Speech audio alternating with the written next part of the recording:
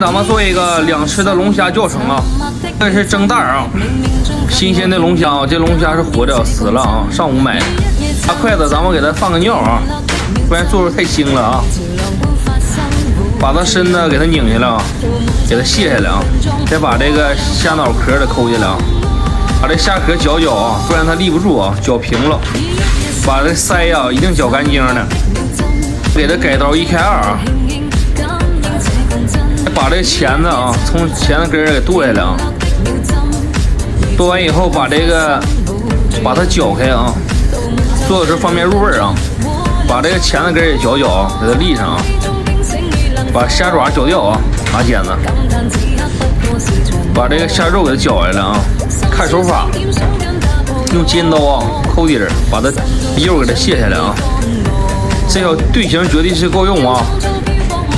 一个腿来1刀，全部给它剁开啊！把虾肉啊改块，咱们把这个虾腿啊给它队形码好啊，抹适量的蒜蓉啊，蒜蓉作品里有教程啊。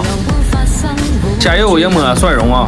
咱们准备3个鸡蛋啊，来点盐，来点味精啊，给它打散，温水啊来1手勺半啊。一定搅拌均匀以后啊，把这个沫子啊给它撇出去啊。咱们用小碗给它装上。